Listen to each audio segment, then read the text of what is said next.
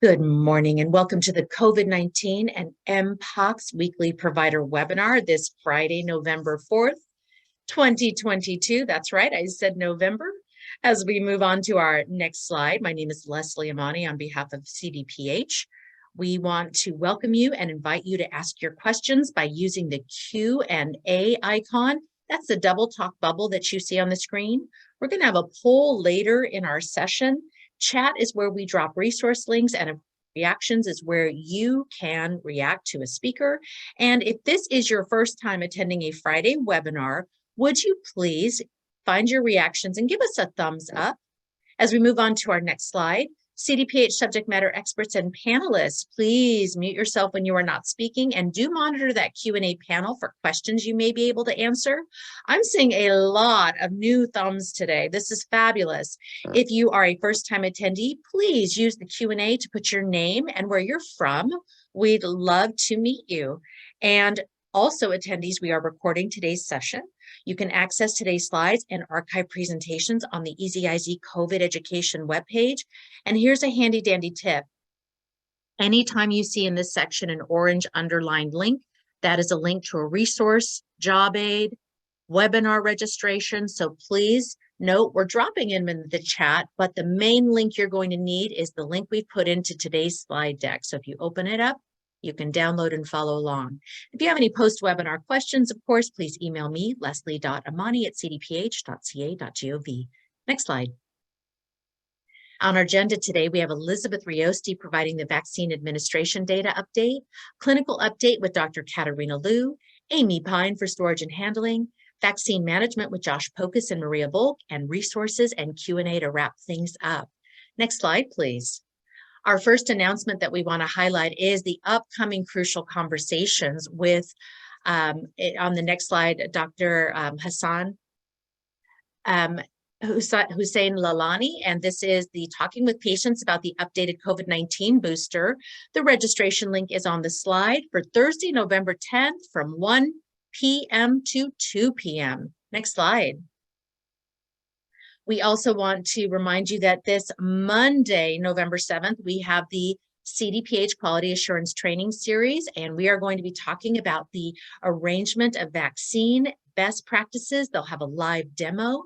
It's a 30-minute quick and art training. We invite you to join, and we drop that link for registration. Next slide. Afternoon Teach is also coming up Thursday, November 10th, 12 to 1 p.m., where they will be talking about practical tips for strengthening your clinic's COVID-19 vaccination services. Next slide. Upcoming Friday provider webinar holidays. That's right. We want to ensure you mark your calendars. Friday, November 11th and Friday, November 25th are holidays. Friday provider webinar is canceled in observance of Veterans Day on the 11th. Thank you to all who served. And Friday, November 25th, Thanksgiving Friday. Next slide. All right, diving right in, I'm going to turn the microphone over to Elizabeth Riosti with a reminder to the audience, please use the Q&A to ask your questions, and we'll begin with our vaccine administration data updates. Liz? Thank you, Leslie. Good morning, everybody. Next slide, please. We wanted to share with you that as of this Monday, we had administered over 83.8 million total doses. And 3.4 million of those have been bivalent booster doses administered since the beginning of September. We're showing you here a map of California so you get a sense of how varied the overall booster uptake rates are by county. So they range from about 3.5% of eligible people having received a booster to over 20% of eligible people having received a booster. Those rates ranging by county. Next slide, please. We wanted to once again highlight the newly revamped public dashboard. I know the link is on the slide and we briefly mentioned it last week, but we wanted to mention that this new dashboard does include the overall bivalent booster rate for the state as well as for specific counties. But you'll also see a separate booster rate, which is just in that lower left box. It says primary, series, and boosted. That rate represents the percent of people who are eligible for any kind of booster who have gotten any kind of booster. So that would include folks who have got a monovalent or a bivalent booster, whereas the bivalent booster rate is limited to just those people who have received a bivalent booster. Next slide, please. Just taking a look at the week-over-week trends, we did see a bit of a reduction this past week in terms of the number of total doses administered, about 520,000. Most of those still are bivalent booster doses, most doses still going to the 18 and over population. We'll have to keep an eye in the coming weeks to see if this reduction continues or if this was just perhaps an aberrant week. Next slide, please. And just taking a look at the booster rates by age, so statewide, about 12% of eligible people have received a bivalent booster. We still see much faster uptake in the 65 and older populations. That's that dark orange line. And overall, of all the bivalent boosters given, about 66% of them have gone to people 50 years or older. Next slide, please. Just a quick summary, 83.7 million doses administered, about 523,000 new doses administered this past week. We're at 5.7% of infant toddlers who now have completed their primary series. And we have 5,000 new infant toddlers this past week who started their primary series. 12% of people 5 years and older statewide have received their bivalent booster. And cumulatively, we've administered 3.4 million bivalent booster doses. Once again, just mentioning that the public dashboard has been updated to show bivalent specific data. And all of those rates now include the population 5 years and older who have gotten their bivalent booster. That's it from us, but we'll keep an eye on the Q&A in case there's any questions. Thanks. Thank you, Liz. And today, before we begin with Dr. Katarina Liu on the next slide, we welcome Donna from Siskiyou County and Laura from the County of San Diego. We're so glad you've joined us today. If you're new, please put your name into the Q&A and where you're from. We'd love to welcome you. And in the meantime, important clinical updates are coming from Dr. Katarina Liu. Katarina? Good morning and thank you. Next slide, please.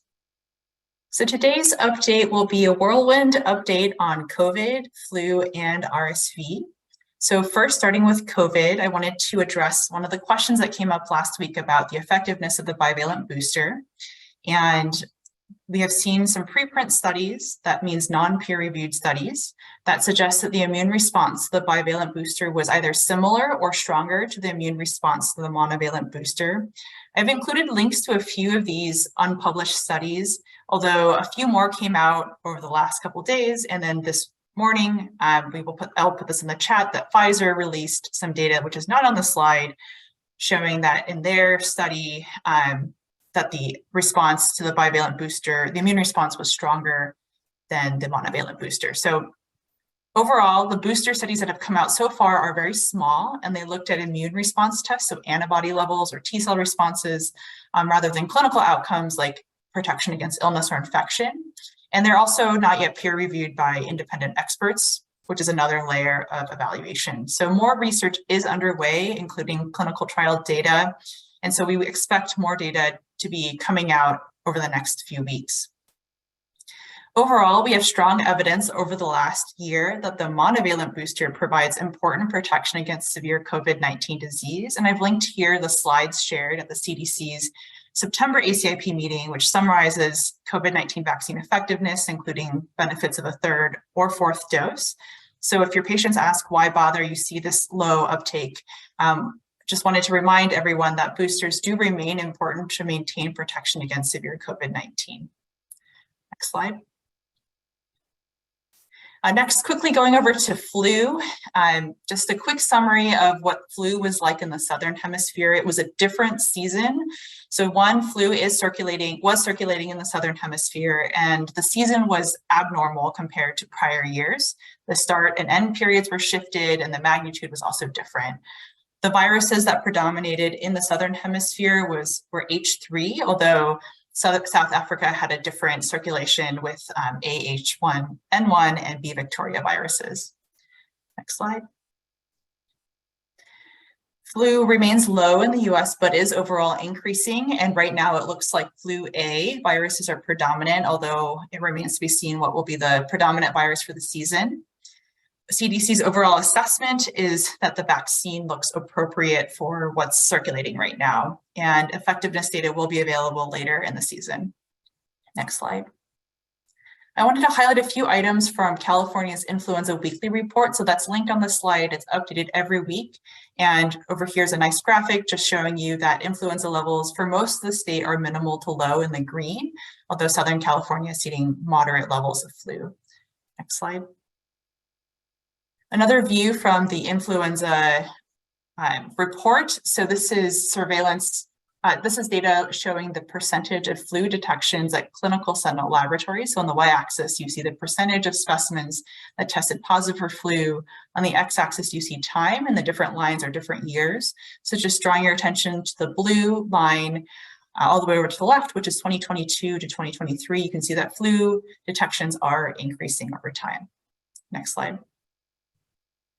This is another view, which is from CDC, looking at hospitalizations in children. So CDC has seen nationally that hospitalizations for flu are increasing among children and also older adults. So in children, this is a graph on the x-axis showing you time, y-axis showing you the rate per 100,000, and the different colored lines are different years. And drawing your eye to the red line on the left, you can see that hospitalizations for flu among children are increasing steeply, and we'll talk a little bit later in the RSV section about other reasons for why pediatric hospitalizations are going up. And this is specifically in this data set looking at flu hospitalizations. Next slide. So just before I go to RSV, a few pieces of information about the flu vaccine. Your patients may wonder why bother to get the flu vaccine. Flu vaccine does prevent millions of illnesses and flu-related medical visits, as well as many flu-related deaths as well. So on the slide are some data points that you may want to share about the benefits of the flu vaccine. So again, hopefully that is helpful for you. Next slide. If you want to learn more about flu, CDC has an upcoming call summarizing flu testing and treatment during the COVID-19 pandemic. These are always very helpful summaries, so please tune in. You don't need to register ahead of time. Next slide. And then finally, just a combination of flu and COVID vaccine. We've talked a lot about how co-administration can be done at the same time, and it can be very convenient for patients to get that done. So these are some social media graphics from CDC demonstrating on the left panel a person who's gotten it in the same arm, at least an inch apart, and someone who got it on both arms. So one thing to highlight for your patients to get protected against both these viruses. Next slide. And then rounding out the triple threat of respiratory viruses with respiratory syncytial virus, you may have seen quite a bit of this in the news or are seeing this in your clinical practice. It's a common respiratory virus and it usually causes a cold, but it can cause severe disease in infants, young children, and older adults. It typically circulates now through April, but it was already circulating widely starting in October. Most people do get better within a week or two, but it can be serious and result in hospitalizations or deaths. And it's not a reportable condition in California, except for RSV-associated death under 5 years of age. Next slide. So just to highlight some of the data, which is available actually in the flu report, this is percentage of RSV detections at clinical sentinel laboratories over time. So on the y-axis is specimens that tested positive for RSV, x-axis is time, the different colored lines are different years. Drawing your eye to the solid thick blue line, it's just 2022, 2023. You can see that the percentage of positive specimens started earlier than in prior years and is also going up steeply, although we don't know right now where it's going to peak. Next slide. Next, another piece of data, which is also in the flu and other respiratory virus surveillance report. This is RSV hospitalizations at Kaiser Northern California facilities. So y-axis is percentage of RSV positive admissions, x-axis is time, the different color lines, different years. Drawing your eye to that thick blue line, which is 2022, 2023 data, you can see that the percentage of positive admissions started to go up earlier than in prior years and also is increasing steeply. Again, we don't know where it's going to peak and how the season is going to unfold for the rest of the season. Next slide.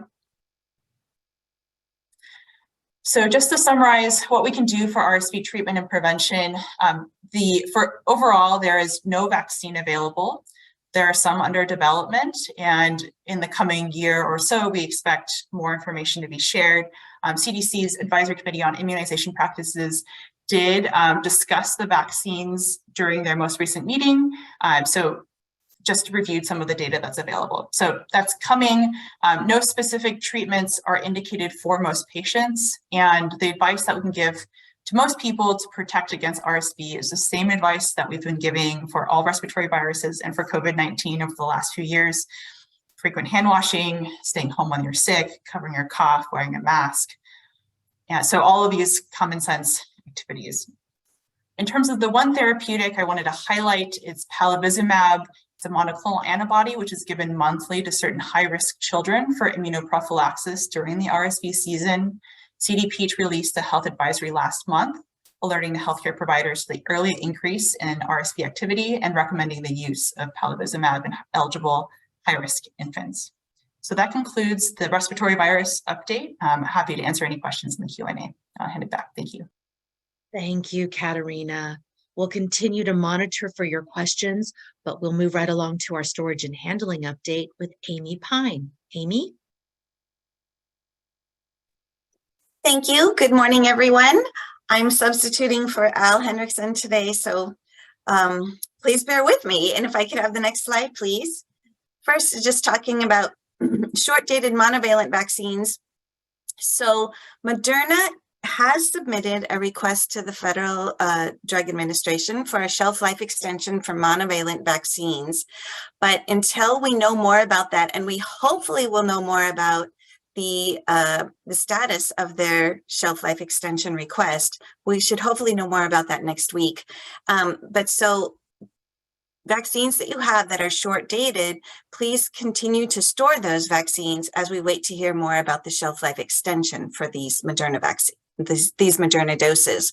Also, Pfizer is going to submit a request to the FDA for a shelf life extension for their orange and gray cap presentations, the orange cap being the vaccine, the monovalent vaccine for 5 to 11-year-olds, and the gray cap being the vaccine for 12 years and older. And the goal is to prevent any supply gap for these vaccines because there is not a continued large bolus of purchases for these vaccines into 2023. So we want to prevent a supply gap now. In terms of the bivalent vaccines, maybe they will be to the rescue because there have been discussions that are starting, that will be beginning in January of 2023 to talk about approving bivalent vaccines for use as primary doses. But we won't know more about that until the first or second quarter of 2023. If I could have the next slide, please. Many lots of Pfizer and Moderna are expiring in the coming weeks. So again, this is a reminder that we say every week, but it's very important right now to really pay close attention to the expiration dates of your vaccines.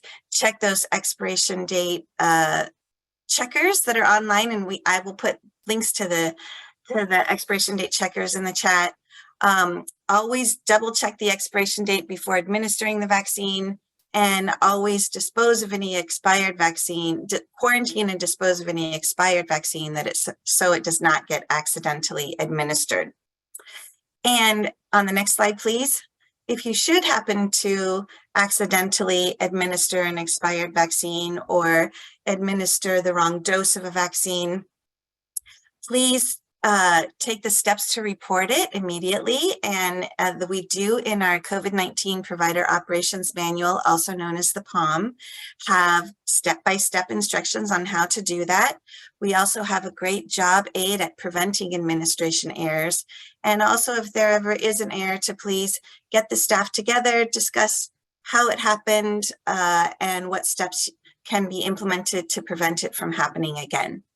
Next slide, please. Well, I don't know if Paul Revere actually shouted the British are coming, but when he was riding through the streets, but this is definitely shoutable news that single-dose vials are coming. Pfizer single-dose vials are indeed coming, and they could be coming as early as the week after Thanksgiving. There will not be a ton of them in California to begin with, but it will be the Pfizer bivalent boosters available for those age 12 and older. It will be a 50-dose minimum order. The shipping, storage, and handling from Pfizer will be the same, except the ancillary kits will be discontinued over time. We have not yet spoken with the third-party redistributor about this vaccine, but we will be, because we know that it's an important vaccine for providers that are small, that have smaller practices. And we don't know how many doses we'll be getting, but we could expect with a national threshold of 1 to 2 million allocations.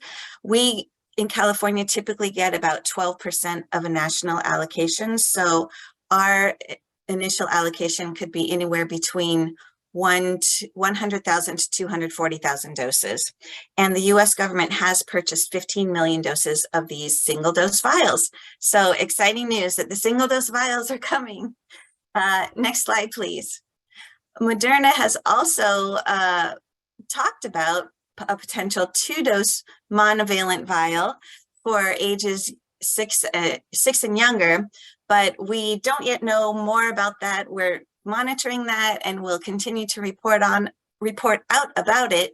The storage and handling of this Moderna vaccine is likely to be the same, but we don't know the timeline. We're not sure about ancillary supplies, and we don't yet know about minimum order size.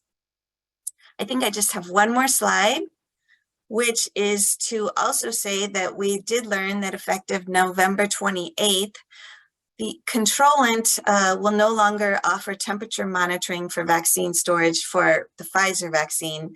Controllant is the company that manages the cloud-based digital data loggers for Pfizer, and so the shipping of Pfizer will change in that it will no longer show up with these controllant digital data loggers, but we will also be finding more information out about that and sharing it with you as we go along. That is my last announcement for this morning, and thank you very much. Thank you, Amy. Looking on to our next slide, we'll continue to monitor the questions, but we want to get to vaccine management with Josh Pocus and Maria Volk. Josh? Thank you, Leslie, and happy Friday, everybody. Next slide, please. All right, just so you are aware, the My Turn Interactive Guide is live. It is actually uploaded in our Knowledge Center. The interactive guide is a consolidated resource for all of My Turn, for all the roles that we currently have and how you interact with the system. So it's a great resource for you. So please go ahead and check that out. Next slide, please. All right, and I want to be passing it over to Maria. Great, thank you, Josh. So we just had our release 32 in MyCAVAX that went in last night, so should be available today. I'm going to go ahead on the next slide and just highlight one of the new enhancements for providers that hopefully you'll be excited about. This is My Turn Maya, and she is talking about how with so many similar vaccine product names, it has been really hard to find the product I need when creating a transfer. This may sound familiar to you. And now with this release 32, we have added a scroll bar so that you can see all of the products on the new transfer page. And hopefully that will make it easier for both Maya and for all of you to select the right product for that vaccine transfer. Next slide. All right, just a quick reminder that MyCAVAX and My Turn Clinic will be unavailable between 7 and 10 p.m. on Saturdays for a scheduled Salesforce maintenance, and My Turn Public will continue to be available during that window. So next slide. All right, another reminder that the My Turn and MyCAVAX Help Desk and the COVID-19 Provider Call Center will be closed for the holidays. Hopefully you will all be closed as well, enjoying those holidays. But on Veterans Day, Thanksgiving, the day after Thanksgiving, and the Christmas holiday and New Year's holiday that are observed on those Mondays, all of the help desks will be closed. Next slide. And one more reminder that November 15th, the My Turn and MyCAVAX help desk emails will be changing to those CDPH emails. So for our LHJ partners that may be on the call, just a reminder to update any materials or websites where you may have that help desk information we'll have a little bit of a window where that email will auto reply and make sure that you're getting directed to that new CDPH email. And after about a month, it will be permanently disabled in December. So just keep an eye out for that coming on the 15th. Next slide. And as we are going through the appendix, as always, just want to remind you that if we have any known issues and workarounds, they are listed here. And then we do have our roadmaps, both for MyTurn and MyCAVAX. So if you want to see the full details of all of the different enhancements that are there in current releases and what is upcoming, they are there for your reference. And with that, I will pass it back to you, Leslie. Thank you. Thank you. And please know that we are seeing your questions coming in, and we may not be able to answer all of them, but we want you to know that the storage and handling questions will be referred to Al and Kate, but we'll do our best to get as many answered as possible. In the meantime, let's run through some important resources. On our next slide, we are highlighting the COVID-19 Provider Operations Manual, the POM. We mentioned this earlier in our updates, and this is an important resource. Please note the graphic on the right showing the startup guide with the hand icon. It'll give great details for new and existing providers who need a reference point for job aids and resources. Next slide. VA Trust and Safety Team. That's right. The VA 58 Trust and Safety Team have biweekly briefings, and they also have a rumors inbox where mis, dis, and malinformation about the COVID-19 vaccine can be reported. If you know of any or would like to be added to their biweekly briefings, email rumors@cdph.ca.gov. To the right, you can see in red 2 recent topics about mis, dis, malinformation and the narratives. One of the narratives was that the FDA and CDC approve updated bivalent boosters for children 5 to 11 without clinical data, and that Pfizer lied about testing its COVID-19 vaccine on transmission prevention. These can be taken out of context. People are purporting mis and disinformation on social media. So those orange links are what you really want to focus on. Those are trusted resources from FDA, CDC, and other links to helpful information to have these discussions should any of your patients be bringing this information forward. You've got those resources available. Next slide. Communication resources for Native American Heritage Month. Some beautiful imagery here. That bottom banner link will take you to the communication toolkits. Next slide. And additional support through the COVID-19 Provider Call Center, email, and phone numbers are available. Also included are the MyCAVAX, MyTurn Clinic help desks, and enrollment support, along with that bottom link to archive communications on EasyIZ, including the weekly wrap-up, also known as the COVID-19 Vaccine Summary of Events. Next slide. California providers stay informed. Easy as 1, 2, 3. We highlighted this last week. Number 1, COVID-19 vaccine. To be added to the provider listserv emails, email blanca.corona@cdph.ca.gov. For COVID therapeutics, link there to the COVID-19 therapeutics newsletter sign up. And then 3, MPX. MPX newsletter sign up links are in the chat for your convenience. Stay informed. Next slide. Stay informed as well on easyiz.org/COVID web pages. Please note, today I'm highlighting those icons, FAQs, provider webinars, training, and training calendar on the graphic on the right from the homepage. Click on any of those links, it'll take you immediately to those pages. Next slide.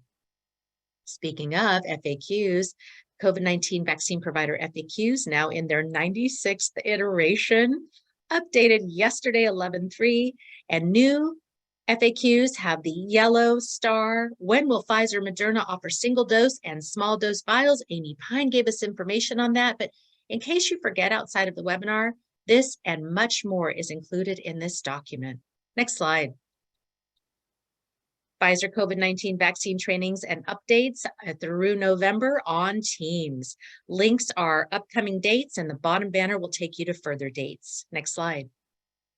Moderna has QR codes for their withdrawal of doses on our next slide. We just want to remind you when you click on those QR codes, how to withdraw dosing is available. Next slide. CDPH provider webinars and trainings coming up next week, including quality assurance, crucial conversations, and on-demand viewing with much more. Next slide. All right, moving right past the questions, please know that our CDPH subject matter experts are reviewing all questions. We'll move right on at the bottom of the hour. We have 9:30 and we're going to move to our next slide. And we're starting the COVID-19 therapeutics. Please stay tuned for these important updates. Next slide. All right, we know to continue asking questions, so we'll move right through to our next slide and just want to highlight, if you have any post-webinar related questions related to COVID-19 therapeutics, please email selena.polston@cdph.ca.gov. Next slide. All right, therapeutics updates today include communications with Monice Wong, clinical update with Dr. Jessica Desjarnette. Tamara Corpin will provide the health partner ordering portal, HPOP update, storage and handling with Tamara Corpin, and we'll wrap it up with some resources and Q&A. Next slide. All right, moving to our first announcement, want to highlight today that as we move on to our next slide, we might have a little delay. I'm running right through these. So free delivery of Paxlovid through Walgreens. Walgreens announced free prescription delivery of Paxlovid through partnership with DoorDash and Uber Health. The initiative will prioritize access to free delivery of Paxlovid for patients with a prescription who are in socially vulnerable or medically underserved communities.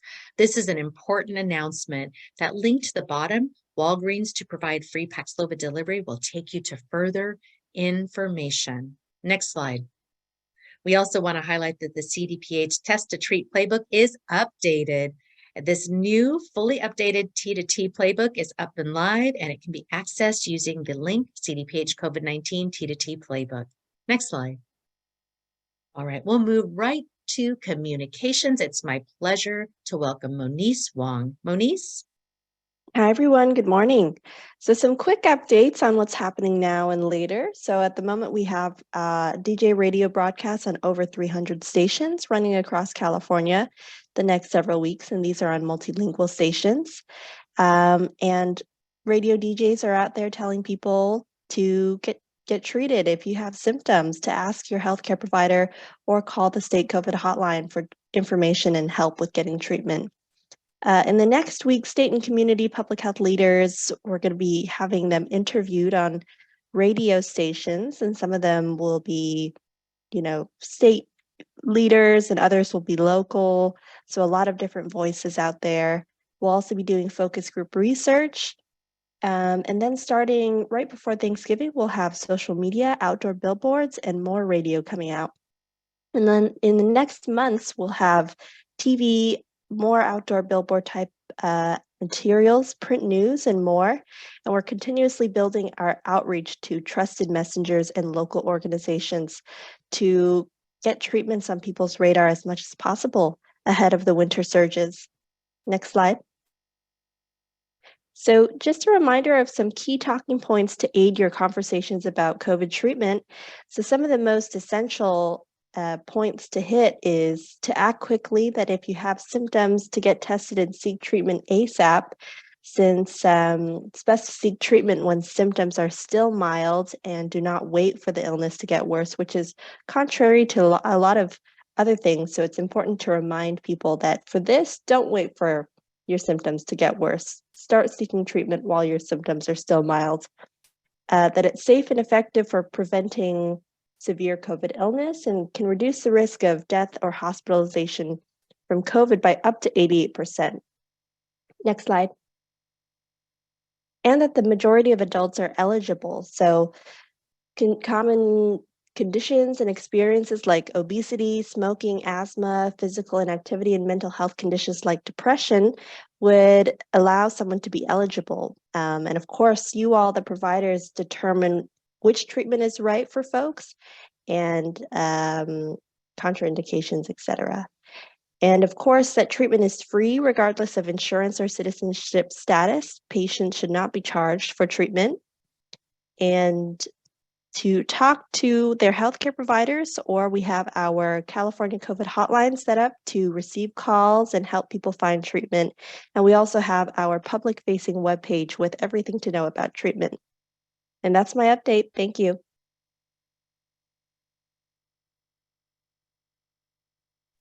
Hi, good morning. Can everyone hear me?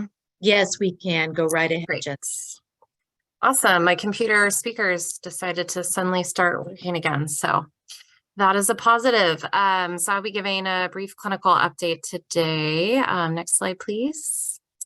So wanted to highlight, this is a recent letter in JAMA. We've talked a lot about Paxlovid rebound in particular, but, since the beginning of the pandemic, recrudescence of symptoms with COVID-19 has been, I'd say, a fairly common phenomenon, I think, among those of us who have treated it. And so this letter is basically highlighting that even in patients not given antivirals, that there was about 30% of patients experienced a rebound in symptoms within a 30-day or 28-day period, I believe. To highlight a few things, this study was August to November of 2020. So basically they went back and looked at, this is part of the active study that we've talked about before, where they were looking at, multi-agents and multi-pharmaceutical agents. So definitely pre-vaccine era, but, basically out of the placebo patients, so patients not receiving any active treatment, about 30% of them had symptomatic rebounds after 2 days symptom-free. So this is a small study, but definitely, I'd say, again, those of us that have been treating COVID for the last few years, rebound does occur whether or not patients are receiving treatment. And so just to keep that in mind, and that, we have been seeing it all along. We do see it with Paxlovid for sure, but it is sort of a common feature of COVID-19 regardless. Next slide, please. I wanted to highlight a MMWR that came out this week, or last week, I believe, on racial and ethnic disparities in outpatient treatment of COVID. And so, we've been focusing on this for sure for the last about 6 months or so.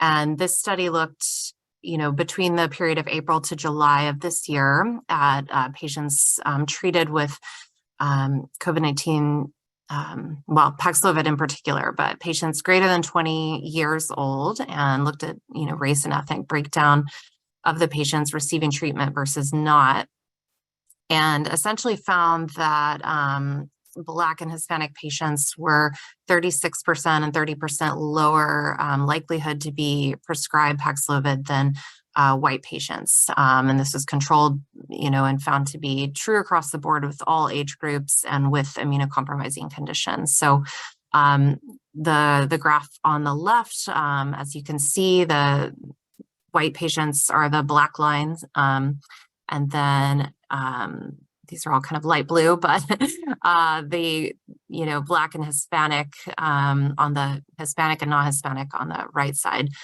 you can see much lower rates of treatment, basically by race and ethnicity. And so, again, just highlighting the fact that racial and ethnic disparities in prescribing, still definitely exist. And I'll talk a bit more about that in the next slide, but this MMWR is really important and just highlights the fact that persons of color, are still facing a lot of discrimination in the medical complex, and to be super aware of this in your practice and in your healthcare systems going forward.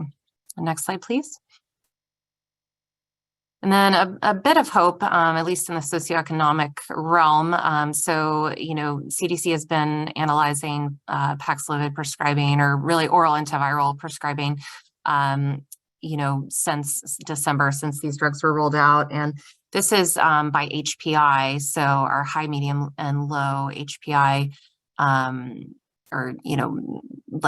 actually it's not by HPI because that's a California marker. So this is our vulnerability, basically, index. I believe it's SVI that CDC uses, but essentially you can see a bit of a narrowing of the gap over the last few months. So starting in July, our high vulnerability is that, second line. So that, I guess, longer dashes.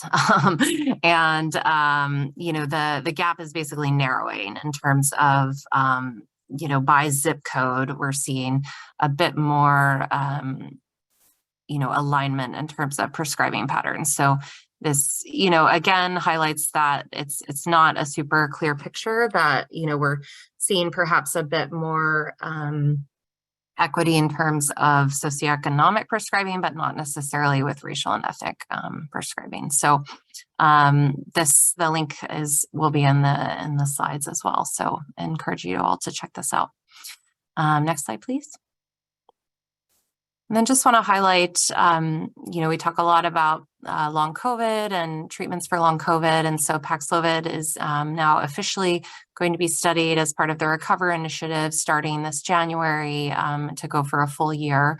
Will be 1,700 volunteers, 18 and older, looking at Paxlovid versus placebo for long COVID symptoms. And so again, you can click on the link for more info, but it is, part of the theory of long COVID is that viral fragments, subsist in the body and continue to sort of wreak havoc on our systems. And so this study will be looking at, I'm not sure the length of time patients are going to be prescribed Paxlovid. I don't know quite the details of the study yet, but I believe that'll be forthcoming. But, essentially how, longer term antiviral prescriptions can affect patients with long COVID symptoms. And next slide, please.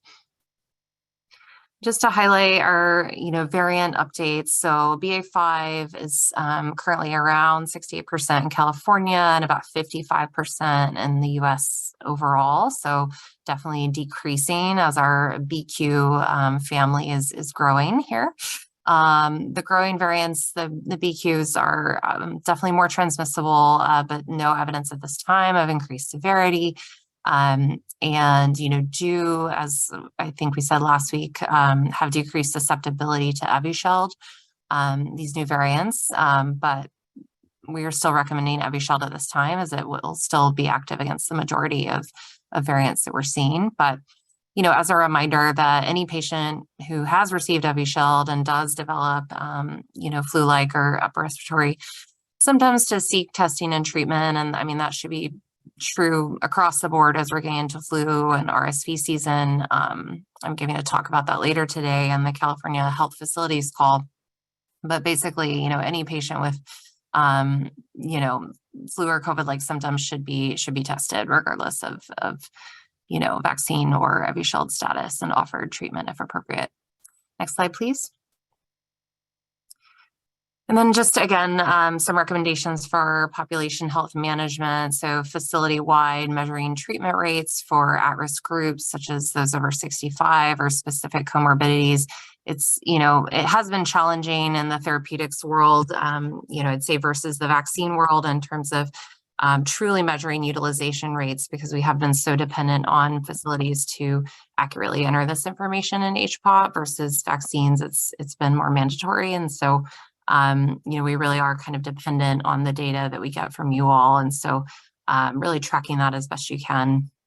And then just, having a plan in place. And we do this every winter for flu season.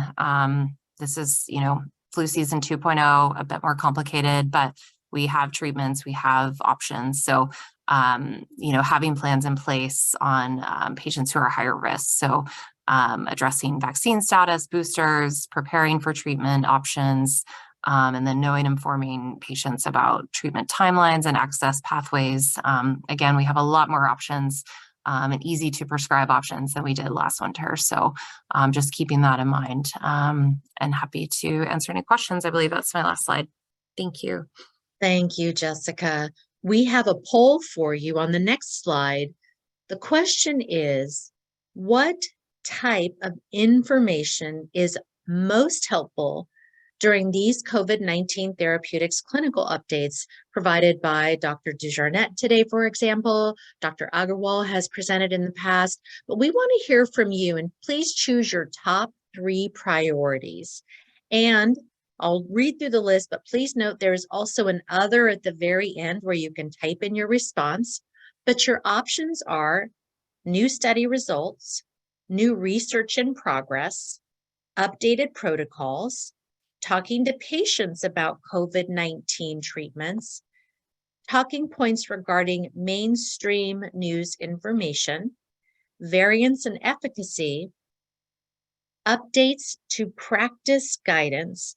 And then if you have another topic, please type it in. Just give a brief response of what would be helpful. But please choose your top 3 priorities. The therapeutics team does such a wonderful job of preparing thoughtfully what to bring forward each week, and your input matters to them. So thank you for your response. It will help guide them, create content, slides, information, resources, links to web pages that could be of benefit to you as we continue to educate and bring accurate information forward on COVID-19 therapeutics. So you guys right out of the gate are jumping on this. Certainly appreciate the responses that are still coming in. Thank you for that.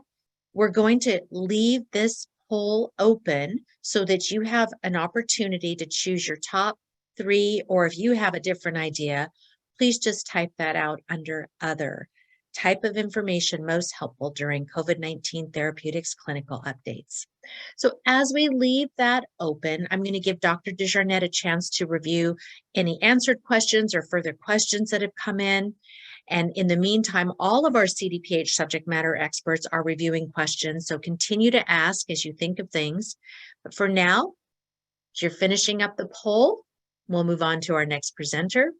And I'm going to invite Tamara Corpin to provide the Health Partner Ordering Portal HPOP update. Tamara. Thanks, Leslie. Next slide, please. So as of November 2nd, per HHS, the legacy monoclonal antibody therapeutics reporting has moved from teletracking to the healthcare provider ordering portal system. This change will consolidate therapeutic reporting for all of the products and ordering into one system rather than having it spread across several systems. Therapeutic data is really important information that's needed for tracking purposes and for strategic decision making to provide more accurate and equitable access to the regions. HPOP reporting of all federally supplied therapeutics is mandatory twice weekly on Monday and Thursday, and no later than 11:59 p.m.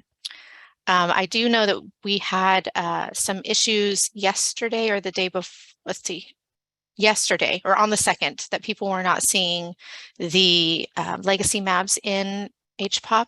They were working on that, and you should be able to see them in there at this time. Next slide, please. There has been a slight change in Lagevrio or molnupiravir ordering quantities. The minimum ordering quantity, it has not changed. It remains at 15 patient courses, but starting November 7th, orders greater than 15 no longer need to be in multiples of 15. So you could order 18 courses or 25 courses. It doesn't have to be in multiples of 15 as long as you order that minimum 15. Ordering of any number greater than 15 is allowable, and this changes only for Lagevrio or molnupiravir. Next slide, please. Okay, we're going to move into storage and handling. Next slide, please.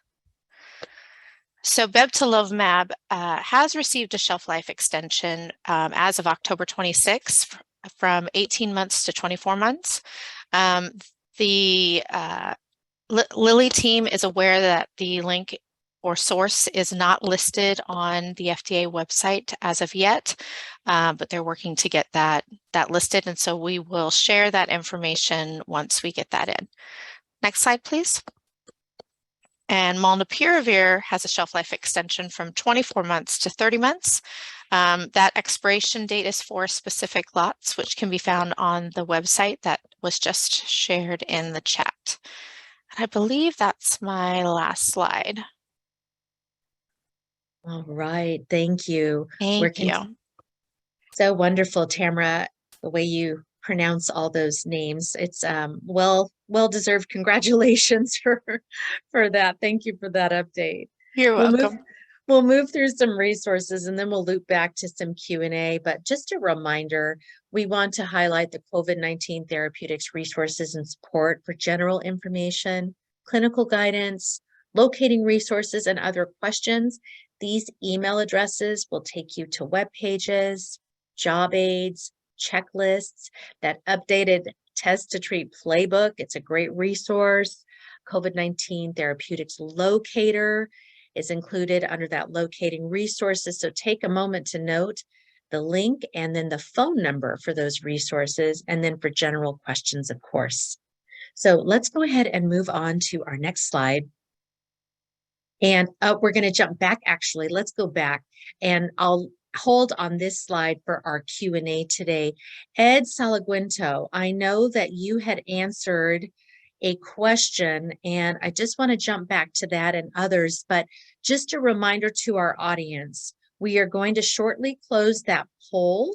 So just take a moment. If you did not answer what type of information is most helpful during the COVID-19 therapeutics clinical updates, please answer that poll. It's very helpful for the team as they're planning and moving forward. So we'll leave that up for just another minute. And in the meantime, Ed, I know you answered Sharon's question about will Walgreens free delivery of Paxlovid be for all Walgreens or just some locations? I thought maybe the larger group might benefit from your answer. Yeah, sure. Can you hear me okay? Yes. Okay. So, and just to let you guys know, it's for all of the oral antiviral therapeutics for COVID-19. It includes molnupiravir too. If it's available at that site, they will deliver it. Well, all of the Walgreens locations, and with this press briefing, is they're announcing it nationally. So all of the Walgreens will provide free FedEx Express delivery. That's shipping for 1 to 2 days at all of their locations. Their contract with DoorDash and Uber Health does limit them to a 15-mile radius. So you would have to be within those boundaries in order to get that same day service. So to answer the question, all of them have the 1 to 2 day FedEx Express delivery, but you would have to contact the pharmacy or check on the app or the website to see if the DoorDash or Uber Health same day delivery is available. And I hope that answers the question. Thank you, Ed. Dr. Katarina Liu, you answered a question that came in, and I thought maybe the group might want to just hear your answer. But the question was, what would happen if boosters were given within 2 weeks of Evusheld? And I thought we could just draw the attention to your answer, Dr. Liu. Sure. So CDC has a really great resource on what to do if you didn't quite follow the guidance. And so I put the link in the, we can put the link in the chat. But in the specific case of someone who got Evusheld, it got within 2 weeks, or there was a 2-week interval between the vaccine and Evusheld. The CDC guidance says in general, you don't need to repeat that vaccine dose, but based on provider judgment, you may repeat it after 28 days. So I will put the link and also the language in the chat if people want to take a closer look. Thank you, Katarina. Dr. Desjarnette, I am about to ask you several questions. Reed has asked, would you still consider Evusheld today? And can you forecast when we should stop her risks versus benefits? Hi, yeah, we got a few questions about Evusheld, and Katarina, I may have you weigh in as well with the bivalent booster question about for transplant patients. Vaccines are not my area, so I'm gonna punt all of those vaccine questions to the vaccine team. But regarding Evusheld, it is still recommended for use. Yes, it is still active against the majority of variants at this time. It is, challenging to really forecast when exactly it's going to be no longer recommended.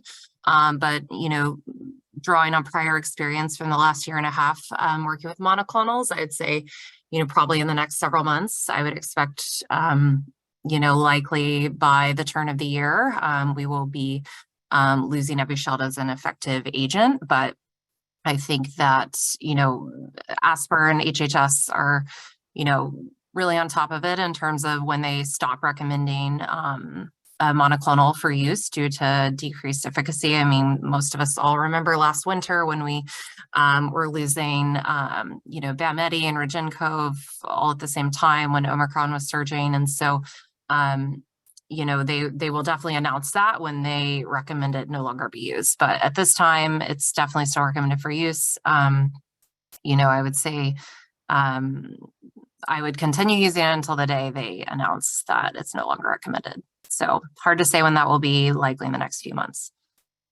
Thanks, Jessica. And Katerina, did you follow up, or would you like to follow up, I should say, regarding the specifics for transplant patients? How would you suggest for using bivalent booster, as now Evusheld the comment is losing efficacy? So anything to follow up with Jessica? Sure. So CDC's recommendations for the bivalent booster are the same for people who are immunocompromised or immunocompetent. So it's that recommendation that they should get their bivalent booster at least 2 months since their last dose, whether that's the final dose in their primary series or another booster. There isn't a recommendation for multiple bivalent boosters at this point. I also want to direct you to the CDC's COVID vaccine clinical guidance, which is very, very detailed, and they have some information in there about considerations for revaccination and timing in relation to immunosuppressive therapies. I think once you get to very detailed clinical decision-making, it may end up being a discussion with the patient's clinical team. And we're also available as a resource if they have questions. So hopefully that helps. Thank you, Katerina. Thank you, Jessica. I'm going to loop back for a question with Dr. Desjarnette in just a moment, but I'm going to bring Catherine's question to Emily Estes. Emily, Catherine's question, can you please provide an update on the Test to Treat equity grant decisions? Yes, thank you so much for asking this question. So we are closer and closer to being done with these. We have released preliminary decisions for, I think, 80% of all applicants. We had an amazing response to the grant and have so many really amazing applications, which is part of the reason why this is taking such a long time. So it's all positive stuff. We're really grateful for all the amazing applicants that have turned in such great ideas to expand access to COVID-19 treatment. And wanted to thank everyone for your patience and waiting for our final decisions. And we're very, we're confident we will get everyone a final decision by Thanksgiving, if not sooner. We plan on releasing another wave of decisions next Monday. Thanks so much. Thanks, Emily. As we're coming down into our last couple minutes here, Dr. Desjarnette, please provide any answer you can on the updates to protocols on safety when receiving residents from hospitals. Yeah, so I'm looking up right now because I'm presenting on this, like I said, later today at CAF. So I, typically not involved in the HAI and, sort of decision-making process in terms of quarantine, isolation, and testing of patients coming from hospitals, but I did include a slide on it. 1 second, trying to find it. So basically, from what I've been told currently, and we can find a link and post it later on the current guidelines, but I don't believe they are recommending cohorting or the zones right now in terms of green, yellow, red. And I'm not totally positive on this, but and let's see, no mandatory testing prior to admission, but testing on admission and days 3 and 5 is recommended, I believe is the current guidelines. But again, this is not typically my area, so we can get back to you with current guidelines for SNFs. Thank you very much. I did want to take a moment to share the poll results regarding what type of information is most helpful during the COVID-19 therapeutics clinical updates. 51% of you said new study results, 31% new research in progress, 67% said updated protocols, 30% talking to patients about COVID-19 treatments, 21% talking points regarding mainstream news information, 58% variance in efficacy, 63% updates to practice guidance, other, and we will check and see what you wrote in the other. So many of you chose your top 3. We want to thank you for taking a moment to put that in. We much appreciate your time. Our CDPH SMEs for COVID-19 vaccine, COVID-19 therapeutics will continue to monitor the Q&A, but as we are at the top of the hour, we'll move on to our next slide, and that's our MPOX update for providers. We have a fabulous speaker along with our regular panelists today. You do not want to miss this presentation today. Let's move on to our next slide. We want to invite you to ask your questions using the Q&A double talk bubble, and we'll continue to drop the links into the chat. We are continuing to record, and this will be available as we move on to our next slide. Jumping to our agenda, we're going to hear the MPOX epidemiological report from Dr. Linda Lewis, and it is our pleasure today to welcome Dr. Gemma Alarcón for the MPOX clinical presentation. We have Dr. Cora Hoover for the MPOX vaccine update, and then we'll have time for Q&A and resources. Let's move on to our next slide. And our first announcement slide is just ahead. We're lagging a little bit, and we just want to remind you about the November holidays. We talked about this earlier, but in case you missed it, we are not meeting on the 11th. That's next Friday in observance of Veterans Day. Please remove this from your calendar. And on Friday, Thanksgiving Friday, November 25th, there will be no office hours in observance of Thanksgiving. Next slide. All right, we'll dive right into our MPOX epidemiology report with Dr. Linda Lewis. Linda? Thank you, Leslie. Good morning, everyone. Next slide, please. So as of October 31st, there have been 77,115 confirmed cases globally from 109 countries with 36 deaths reported. In the US, we have had 28,302 cases as of October 31st, from 52 states, territories, and districts, with 6 confirmed deaths. And I will note that since this slide was produced, CDC is now reporting 8 confirmed deaths. Next slide. Not a lot is changing with the gender and sexual orientation distribution. A little over 96% are male or transgender male, and nearly 80% report as gay, lesbian, or same gender loving. Next slide, please. We are seeing disparities in cases based on race and ethnicity. As you can see in this slide, in the purple bar is the percent of cases in that racial ethnic group, and in the gray bar is the percent in the California population. So you can see that among Black and African Americans, 12.9% of cases report as Black and African American, whereas they make up only 5.7% of the California population. In Latino and Hispanics, they make up 44.6% of the cases, but 39.4% of the California population. And we see the reverse among persons with a white race. 32.1% of cases report as white versus 38.2% in the population. And I believe that's my slides for today. Thank you. Thank you, Dr. Lewis. Any questions, please use the Q&A. We'll move on to our next slide. And as I mentioned, we welcome Dr. Gemma Alarcón from the CDC Epidemic Intelligence Service Officer, Los Angeles County Department of Public Health, for our MPOX clinical presentation. Dr. Alarcón, the microphone is yours. Welcome and feel free to begin. Hi, everyone. Thank you for being here today. We can do the next slide. So this is a story about a 33-year-old man with HIV/AIDS type 1, originally diagnosed with HIV in June of 2011 and with AIDS in March of 2018. He also had a history of recently treated syphilis and gunshot wound to the abdomen, a status post-X-lab in 2015. He had not received an orthopox virus vaccine, and he unfortunately had stopped taking ART at least 1 year prior to presentation to the hospital. In regards to his social history, he denied any drug use or smoking, but did report occasional alcohol use.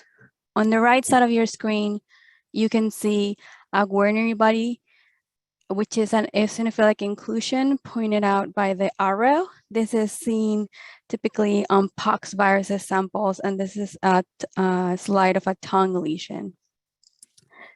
Next slide.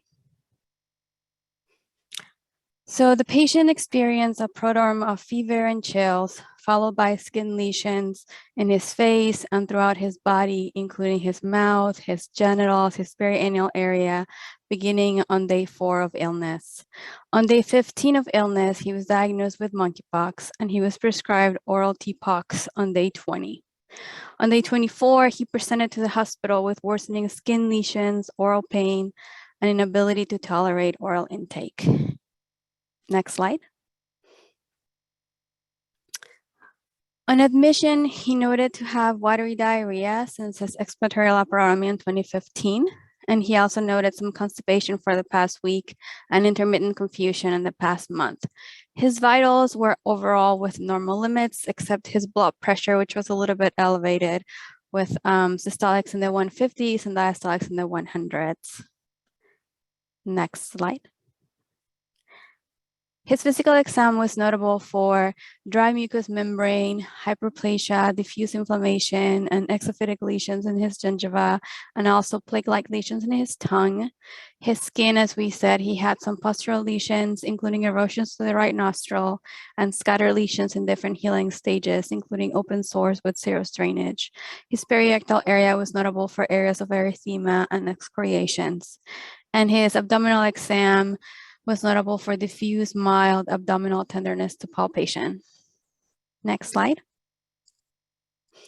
So in regards to his hospital course, which was about 26 days, 27 days in length, he was initially treated for C. diff due to the history of the watery diarrhea. His microbiology was primarily notable for 1 day of positive blood cultures that grew Staphylococcus epidermidis, and he was noted to have proctitis that was so severe that it led to large bowel obstruction, and he had to have a rectal tube in place throughout his stay. He also continued to have difficulty with oral intake due to pain, abdominal distension, and had to have been started on PPN and TPN as well to supplement his nutrition. On hospital day 16, he developed sepsis. He was noted to have a right-sided exudative pleural effusion, and he was also noted to have started to develop significant anasarca as well. On hospital day 21, he developed severe facial swelling, leading to concern for airway compromise, and he was stepped up to the unit. On hospital day 25, he was intubated due to hypoxic respiratory failure, thought to be related to airway edema. On hospital day 26, he had septic shock with multi-organ failure, and he was noted to have a significant leukemoid reaction with WBC in the 120,000s. On hospital day 27, he was transitioned to comfort care and passed. Next slide. We were able to perform an autopsy and confirm that the patient's cause of death was disseminated monkeypox disease. Histology samples were negative for malignancy or other infectious process. All lesion samples were positive for orthopox PCR, including the brain, the bone marrow, the spleen, the adrenal gland, the testes. Next slide. Here are some photographs of lesions that the patient had. On the left side, you can see the patient's left hand, which had multiple lesions, including coalescing lesions. His thumb was of particular concern to the medical team. They were thinking that this could be necrotizing infection, or it could be compartment syndrome, and this thumb was imaged a few times throughout his hospital stay. The lesions that you see on the hand are consistent with what we consider severe monkeypox as well. On the picture in the middle, you can see the epiglottis with scattered ulcerative lesions. You can see a small ulcerative lesions throughout and significant edema as well. Figure 4 depicts the esophagus with ulcerative and exudative lesions as well. The small scattered ulcerative lesions are throughout the esophagus, and then you also see this exudative lesion with the yellow in color. And the ME at the time mentioned that if we didn't know that the patient suffered from disseminated monkeypox, he would have thought this was related to malignancy. Next slide. This is another histopath photo of the esophagus, again showing a guarnieri body, which is the eosinophilic inclusion. This is of the esophagus, like we said. Next slide. So the results, the bone, as we said, the patient had disseminated monkeypox, and the bone marrow, the spleen, and the lymph node histology also showed features consistent with HLH involving the macrophages. And the specimens were all positive for monkeypox clade 2B. And more analysis are being conducted at the CDC because of genomic findings that are concerning for possible resistance to TPOXX. Next slide. This is another histopathology slide. This one is featuring the bone marrow, which is showing myeloid cell hyperplasia, hyperelevated megakaryocytes, and necrotic debris as well, with high cell turnover and features of HLH as mentioned before. These findings are also seen in severe disseminated cases of smallpox. Next slide. This is another histo slide. This one is of the spleen. It's notable for pulp expansion by reactive lymphocytes, plasma cells, and histiocytes, again featuring the hemophagocytic lymphohistiocytosis, the HLH. Next slide. So in regards to a discussion for this unfortunate case, this was the first confirmed monkeypox-related death in the US, occurring in a 33-year-old man with HIV/AIDS. The CD4 count was less than 35. He died, like we said, of disseminated monkeypox despite treatment with 28 consecutive days of oral TPOXX. Although his brain tissue was positive for monkeypox, no significant inflammation or viral cytopathic effects were observed. And as we noted, the bone marrow involvement with monkeypox has not been previously reported in humans. And until now, HLH had not been reported either. There is a question as to whether IRIS, the immune reconstitution inflammatory syndrome, was part of the systemic inflammatory response that the patient had towards the end of his hospital stay with the leukemoid reaction as well. And this is a question that we're still continuing to explore in other studies. Next.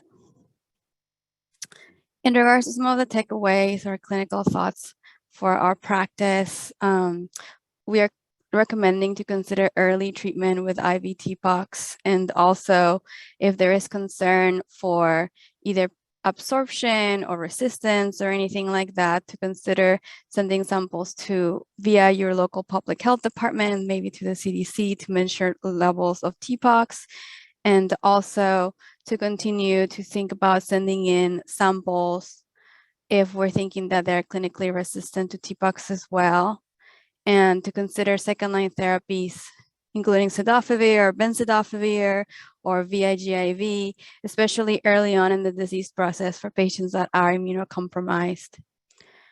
And just a reminder that they need to be closely monitored and to consider early consultation with your local Department of Health and the CDC if the patients are not improving and if they're hospitalized as well. Next slide. Okay, I think that's all. I'm happy to take any questions, and thank you all for listening. Thank you so much for the information, Dr. Alarcon. We're going to move on and give our panelists an opportunity to review any questions that have come in, but much appreciation for that update coming in with some reactions. And speaking of appreciation, it's always a pleasure to have Dr. Cora Hoover, and Dr. Hoover will be providing the MPOX vaccine update today. Cora, go right ahead. Thank you, Leslie. Good morning, everyone. Next slide, please. This slide shows weekly MPOX vaccine doses administered, this graph is segmented by first doses shown in light blue and second doses shown in darker blue. As you will see, the majority of doses currently being administered are second doses. You will also see that week over week, vaccine administration has been declining approximately 20% a week. I'm highlighting this because we know that although many people who are at risk for exposure to MPOX have been vaccinated, there are still many who have not. And I want to encourage all of you to continue to think about ways that you can make sure that patients whom you care for in your practices or in your organizations do have access to the vaccine. Next slide, please. Dr. Sally mentioned this last week, but I thought I would put this slide up again and make sure that everyone on the call is aware that CDC has indicated flexibility around the option for subcutaneous dosing in their online guidance. And what this really means is that offering a subcutaneous dose is appropriate if a patient does not want or declines an intradermal vaccine.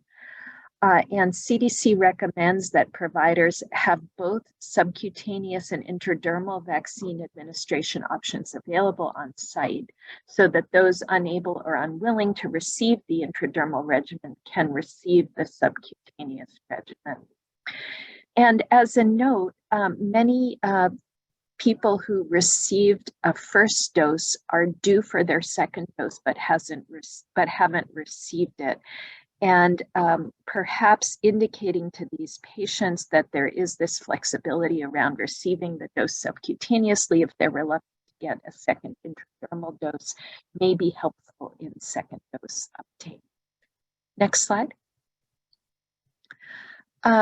Again, these are talking points for patients presented last week by Dr. Sally,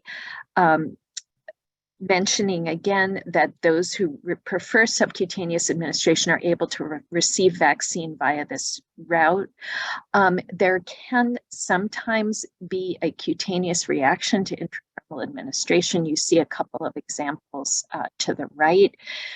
These aren't necessarily severe, but may be concerning to patients. And again, open discussion with patients from racial and ethnic minority groups around an option for subcutaneous dosing may be helpful in vaccine acceptance.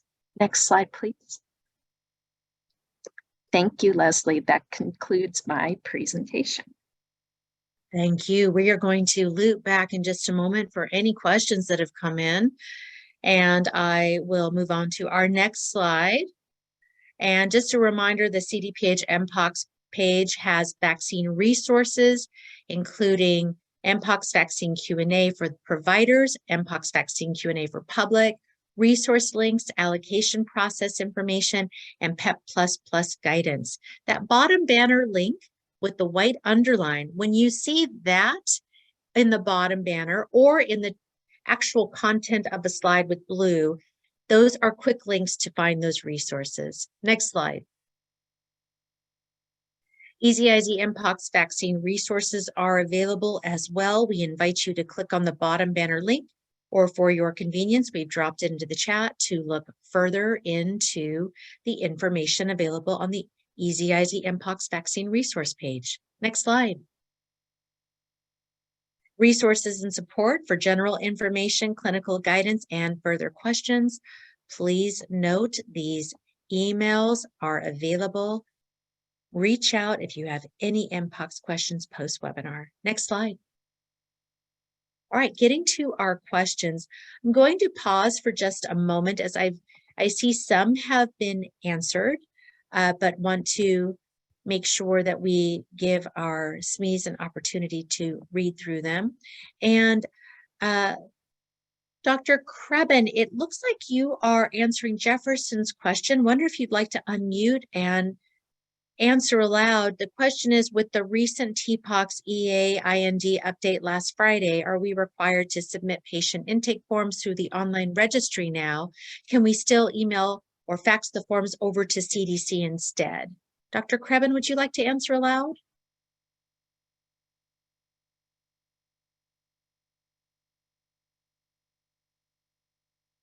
Not hearing, might be having an issue with an unmute.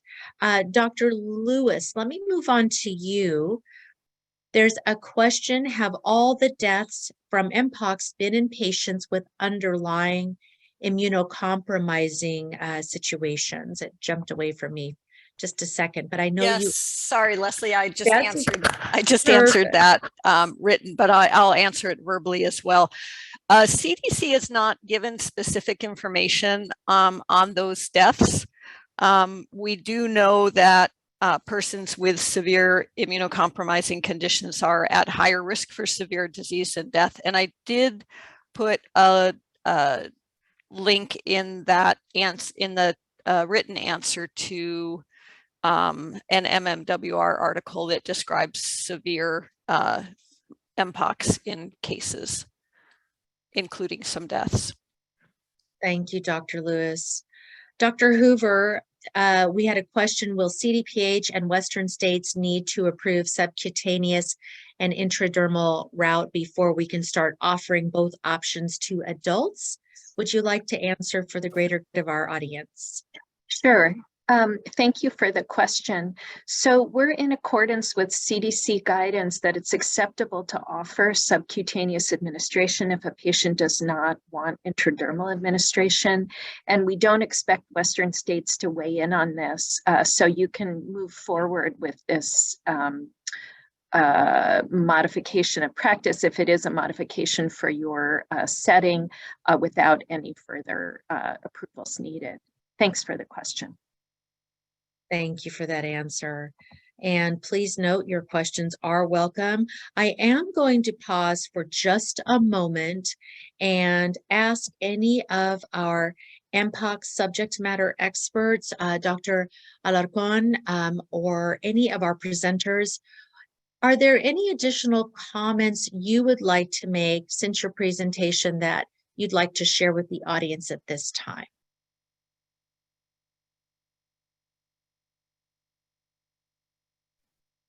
Sure. Thank you for asking. I think it's just what we said. I think monkeypox presents an opportunity for us to bring patients back to care in some ways, specifically folks with AIDS that have been out of care and without ART for a while. I think this is something that I know we're seeing in LA County and it's probably happening in other places too, but I think just linking them back in, restarting the ART, which is going to be their best shot at clearing any infection anyways. And then if there's any concern about severe disease, hospitalizing them early to start the IV TPOXX and seeing if other dual therapy might be recommended as well. I know the CDC is currently working on getting some guidelines out as well that hopefully come out in the coming weeks. Because although the cases overall are going down, we do know that severe cases are taking place across the country as well. Thank you. Thank you for that. Wonderful. I'm not seeing any further questions at this time, so I am going to pause and provide some space for any of our subject matter experts from today's provider webinar. We covered today COVID-19 vaccine, COVID-19 therapeutics, and of course, this important MPOX information right now. because we have a couple extra minutes right now, would any of our CDPH panelists or SMEs from today's call wish to bring anything forward that they need the audience to take away today?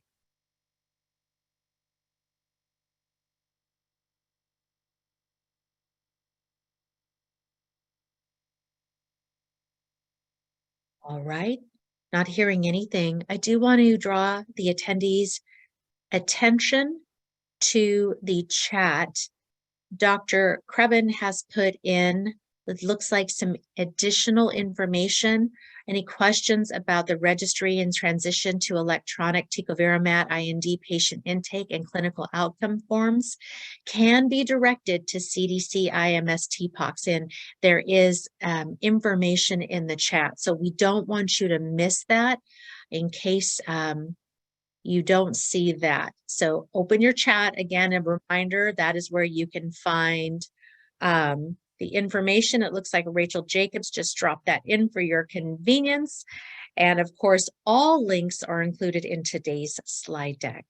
So as we are looking through to see if there are any more questions, I would ask that we move on to our next slide. And as we wrap it up, I do want to remind you on our next slide that please sign up for our email listserv messaging, easy as 1, 2, 3. You can email blanca.corona@cdph.ca.gov to get on the COVID-19 vaccine provider listserv emails. For our therapeutics, you can find them by signing up for the newsletter and MPOX through the MPOX newsletter signups. All links available in the chat, and the orange links are live on this slide for your convenience. I do want to just pause and take a moment to give a very well-deserved thank you to our presenters today, Dr. Linda Lewis, Dr. Gemma Alarcon, Dr. Cora Hoover. Thank you for the MPOX updates. For our therapeutics team, Monique Wong, Dr. Jessica Dujarnet, Tamara Corpin. Thank you for the updates that you have provided to keep us well informed and educated on what's happening with COVID-19 therapeutics. And at the top, thanks to Elizabeth Riosti, Dr. Katarina Liu, Amy Pine, Josh Pocus, and Maria Volt. Thank you. And to all our subject matter experts, we are grateful for you taking moments to answer these questions. Wow, the reactions are coming up. As we say, I'm going to get to you, amazing attendees, but I do want to give special thanks to our webinar support team who are behind the scenes, Rachel Jacobs, Charles Roberts, and Debbie Liu for the link drop, slide share, and hosting today. Much appreciated. And yes, to all of you attendees, thank you for those fabulous reactions. But most importantly, we really appreciate you staying on these calls with us each week. We hope to bring you the latest and greatest and best information. We always appreciate your time, your attention, your attendance, and your questions. And it looks like we are going to have the opportunity to end a few minutes early. So as I say, when I have a few extra moments, don't forget to breathe. A lot of times we're holding our breath every day, whether we realize it or not. So take a moment to pause. I encourage you to step away from your computer when we finish today, take a stretch break, get some water, eat something nutritious and delicious, and do something fun and fabulous for yourselves, for your family, for your loved ones this weekend. We want to thank you again, and we wish everyone on this call all the best as we work together to keep Californians healthy and well. And with that, we'll conclude today's session. Thank you.